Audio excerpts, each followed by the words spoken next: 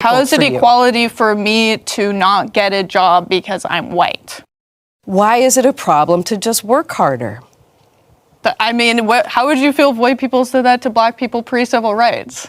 I feel like you probably say that to black people post-civil rights.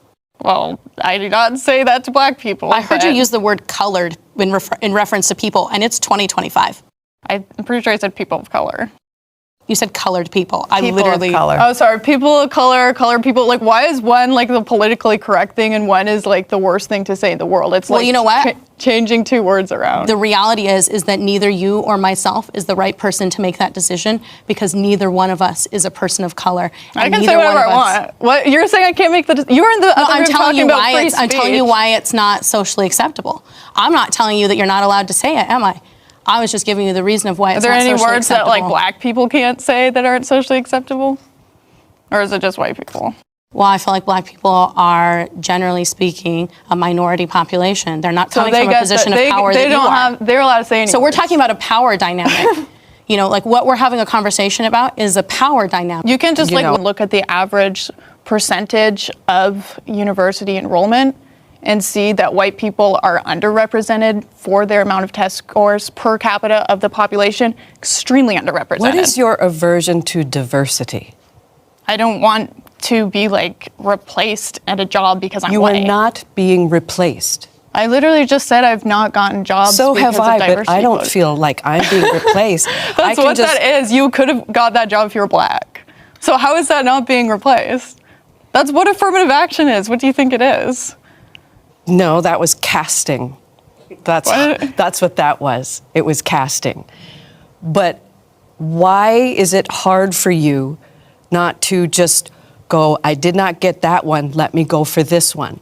Yeah, I will do that, but you think like black people would be chill with that if it's like, oh, sorry, you're black, you can't get that job. I think they have been chill with that. I don't think so. We had a whole civil rights movement, so I don't think that was very chill. You got a problem with the civil rights movement? Because they were being discriminated against, so they started. You think they should still be slaves? What? I mean, that's what I'm saying. I'm saying they weren't chill with being discriminated against. You think that we should still have them at the back of the bus? Hello, brothers and sisters. Welcome back to the channel. I'm hoping that you are doing great from wherever you're watching me from. I'm your host and presenter, HTech Stories. I want to talk about something that has been going on for the longest time. This is something that needs to be addressed. Remember, there is this belief that black people didn't do anything. In fact, black people are the ones who are dragging the United States, quote unquote. These are things that some white folks believe in, and they don't see the contribution of black Americans. When we talk about education, when we talk about inclusivity, diversity, all this comes down to the affirmative action that black people championed. They went on the streets during the civil rights movements, and that's how they made this all so much possible. All these things, if it were not for black people, it would have not been there. But black people are still taken for granted. And some people feel like black people need to do better. They just need to work a little bit more harder, just more than anybody else. Because you understand what it takes to see black excellence in the United States. It takes grit. It takes power. It takes huge amount of sacrifice. And even from the ancestors, it took huge amount of large amount of hard work. Remember, it was the blood and sweat of black Americans. Now we are having what is it today that we are seeing the United States. Brothers and sisters, as you buckle up for this video, I'm going to be giving my thoughts in regards to this, but I feel like it's important because we need to demystify the truth. We need to let people know the truth and stop all the lies that has been always been told about black Americans and about what they stand for in the United States, because we are rewriting history. And it starts with me and it starts with you, because all this information needs to be shared so that we don't get a generation of black people that don't know the greatness or don't know what great they did. So brothers and sisters, let's watch the video. I'll be back and then I'll be sharing my thoughts. White women are upset at me because I keep pointing out that they stood by in history. They had a little more hands in the clay than they like to let off, and they're actually monsters behind the scene who hide behind their gender and race, while also making claims to my hair when you know good and goddamn well it's never looked this good. We'll put a pin in that. Moving forward, until you admit that you are solely the parents of every single Ku Klux Klan member. My people never did that. You are solely the parents of all other people who made travesties. Do you make claim to them? Do you stand proud and talk about how much you receive welfare and handouts and lead DEI initiatives as far as being hired at 70+%? No. No. Do you allow Black women inside of the women's suffrage movement? No. No. Did you birth the woman, Margaret who decided to wage war against Black women so that they don't have children? No, that was your child.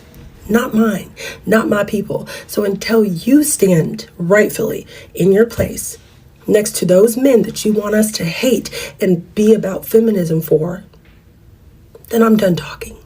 See, I'm your ancestors' worst nightmare. You might look at me and think maybe there's some white in there. It's not. Okay? I'm quite possibly the spook who sat by the door, so maybe I am a double agent. Luckily for me and my people, I don't fuck with y'all like that. So stand up.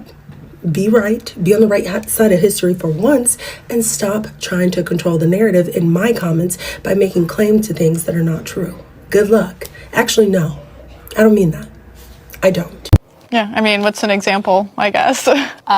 Black people, when they drive at night, are less likely to get a speeding ticket than when they drive during the day.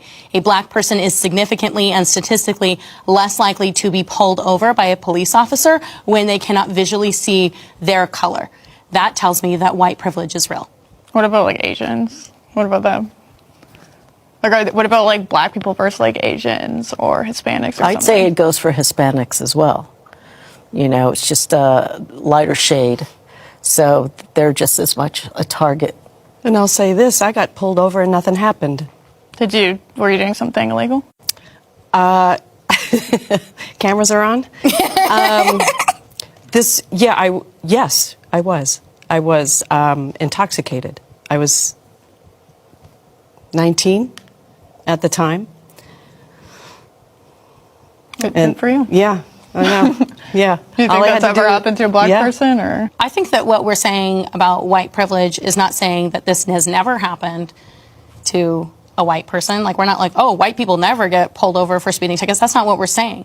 We're saying that because I'm white, I get to exist in a privilege where I'm less likely to get pulled over for a speeding ticket. And maybe if I get pulled over for, I don't know, a DUI when I'm 19 years old, they might let me off scot-free while simultaneously sentencing a Black person who did the exact same thing 2 years in prison. And we know for a fact that people of color have longer prison sentences than white people. And it's not because they're committing different crimes. It's because they have a different color of skin. I'm actually curious to know why, from where you're sitting, you say there is no white privilege. While saying that, you are ignoring the voices of all of these minority communities. So you weren't taught to get a bag with everything you purchase? First off, the fact you were taught that is wicked in itself. And no, it's why do I need a bag if something that can fit in my palm? None of y'all got taught this? It's so it looks like you're not stealing. My mom always made sure I got a bag. The lead murderers in America are white men. The lead robbers in America are white men.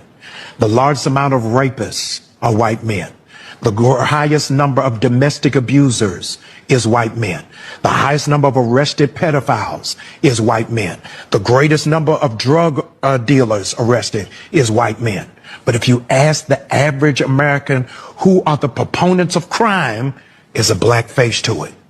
They're now trying to create this narrative that the immigrants are bringing into crime because they never want to own up to what it is that they have done.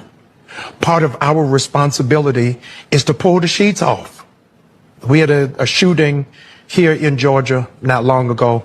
A young man named Colt, 14 years old, went and shot up his high school. His father's now being charged.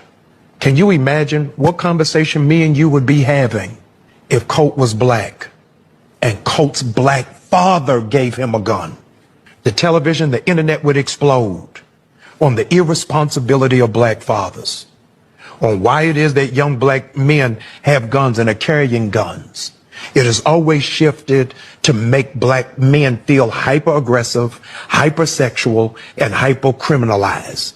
It's part of a larger, historic, original sin of America that always criminalizes and points their fingers at black men when it's absolutely not true. The overwhelming majority, Cam, of black men who are under penal supervision are under penal supervision for nonviolent offenses. They're on ankle bracelets, home monitors, on parole, on probation, for possession, not for distribution. It may not sound like it's significant, but it's very meaningful. And so that's why it is that we've got to ask the hard and the difficult questions. Where is criminal justice in America? And is justice just us? The thing I'm learning more and more as a brown woman is that the ignorance of white people when it comes to identifying and acknowledging their privilege doesn't make them bad, it doesn't make them bad people, but it does give people of color a reason to distance themselves from said people because it's simply too exhausting. And I think part of me feels compelled to champion these white people and give them time because I know they're inherently good and they can change their mindset if they, put in the effort to change. But I'm getting better at realizing that is not my job. That is no person of color's job.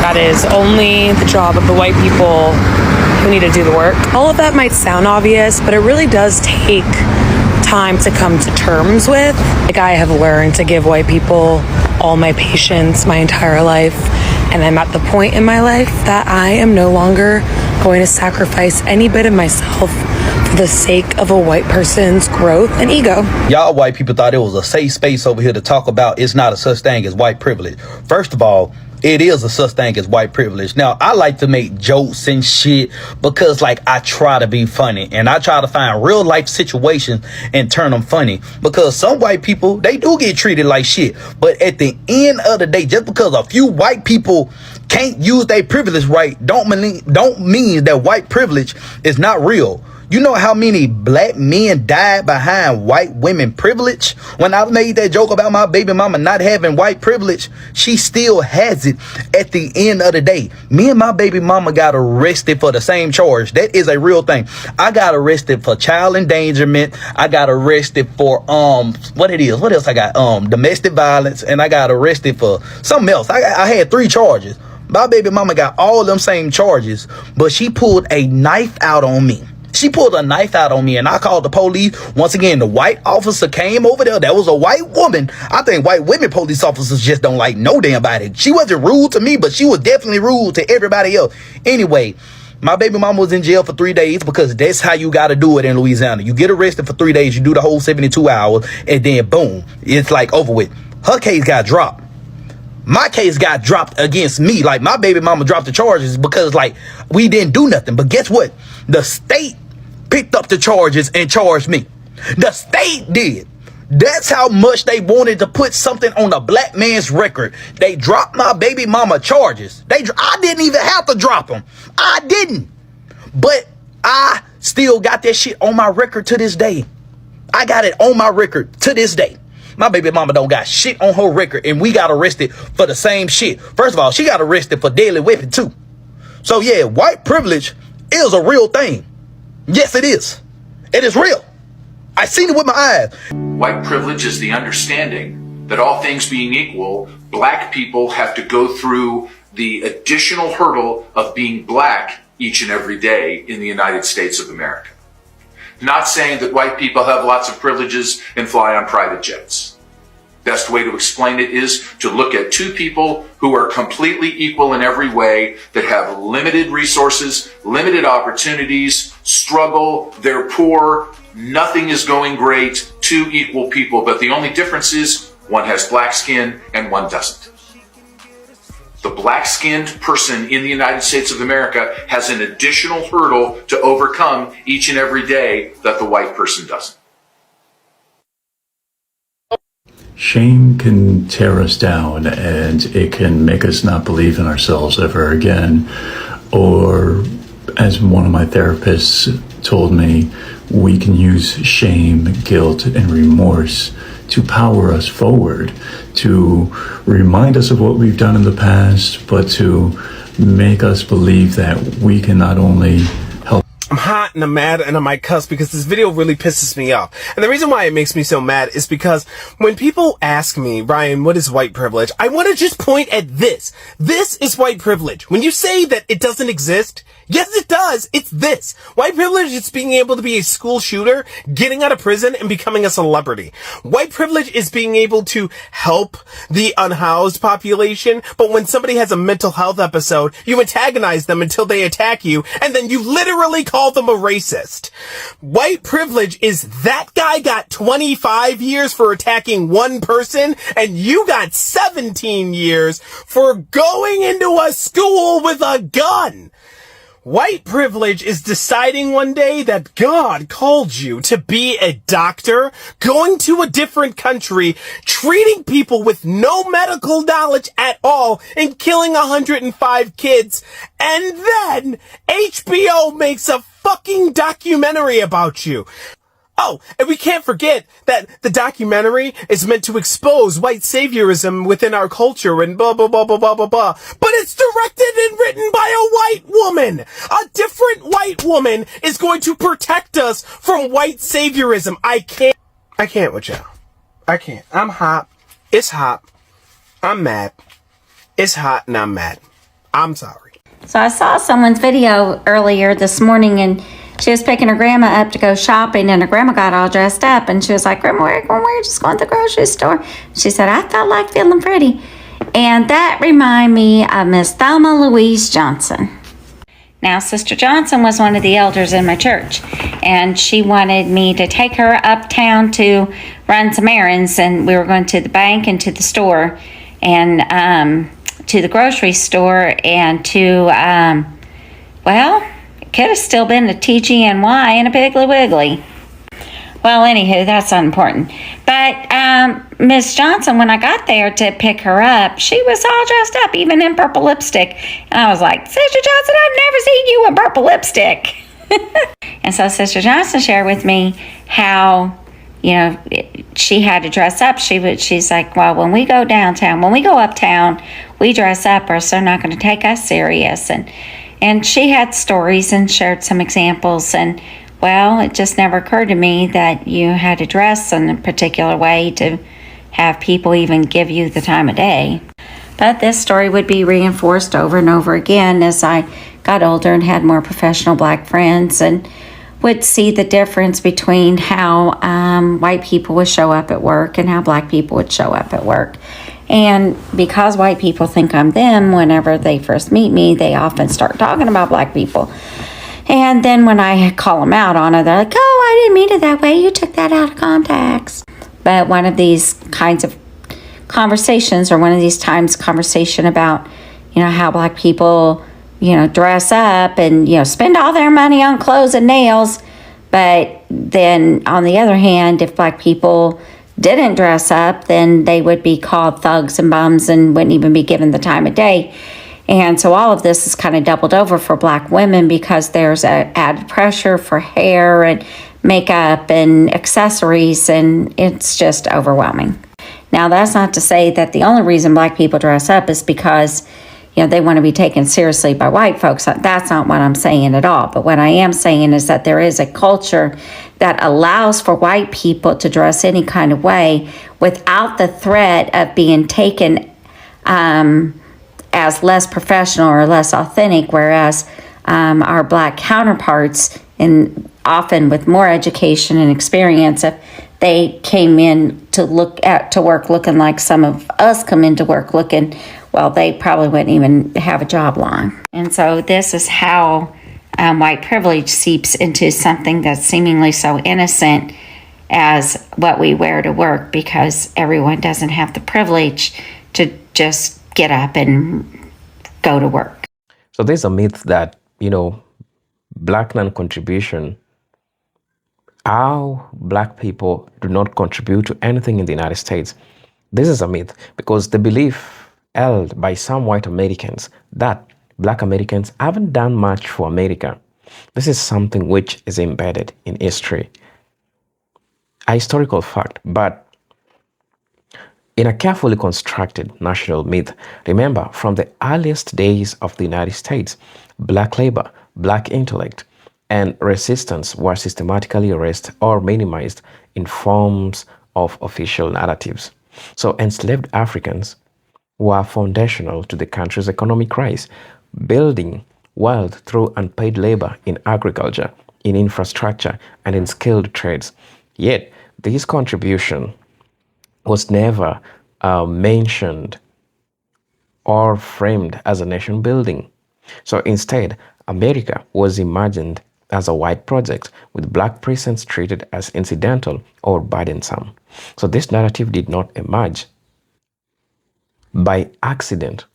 It was necessary to justify slavery. It was necessary to justify segregation and exclusion.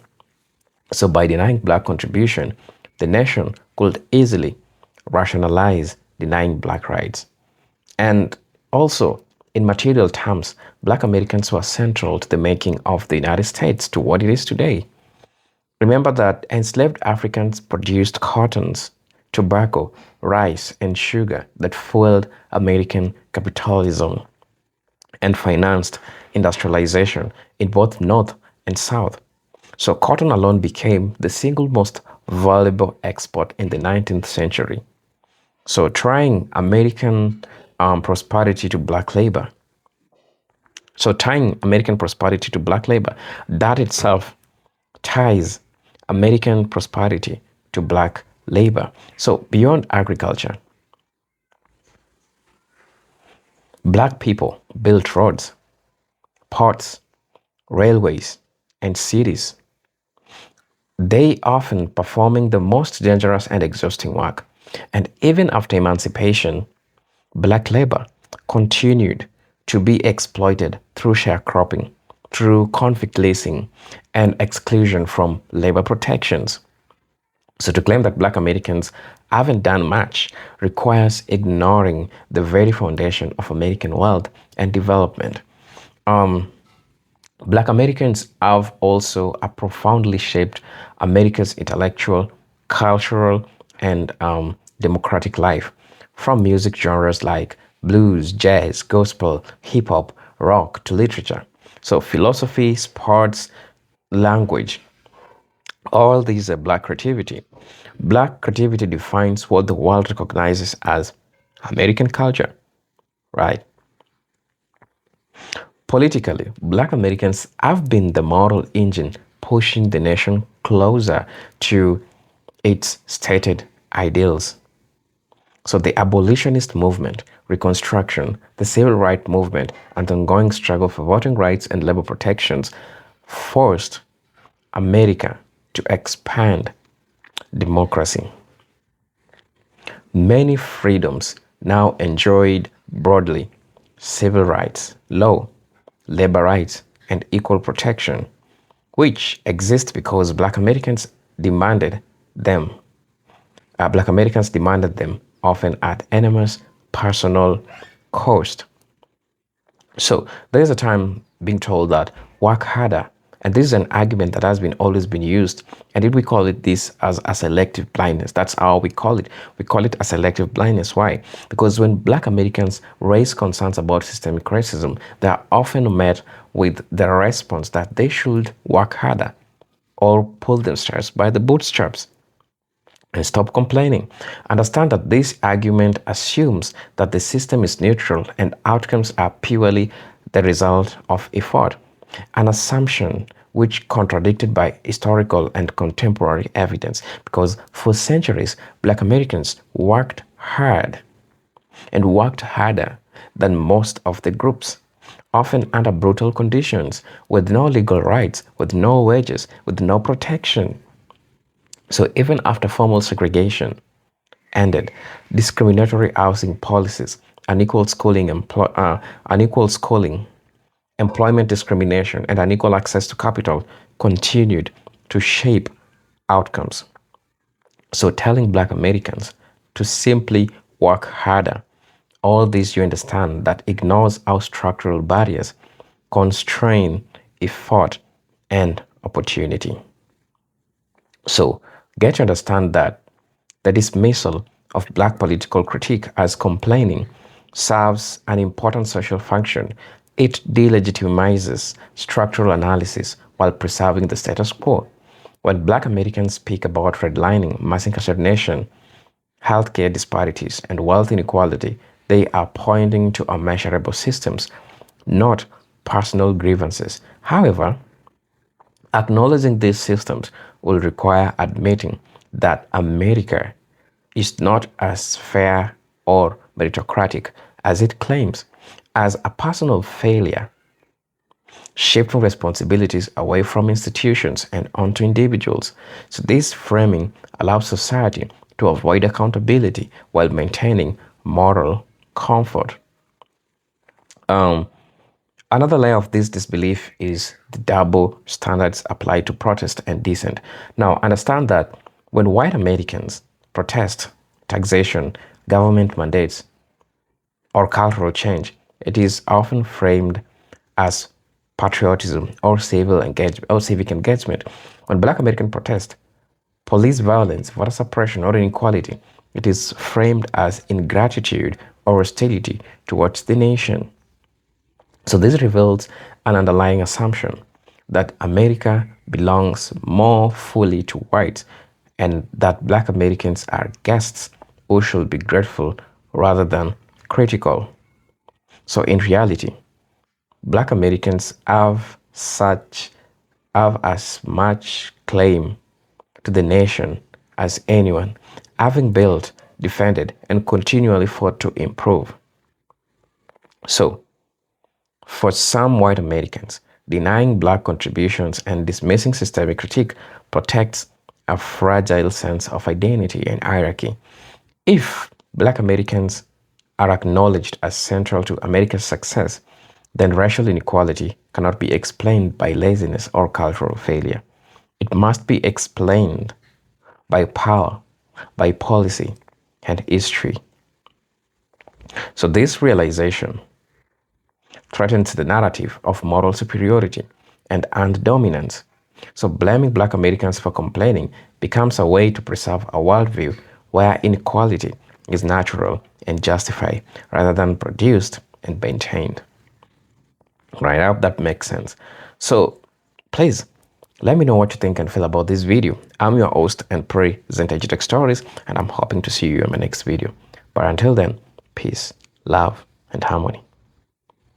Salute.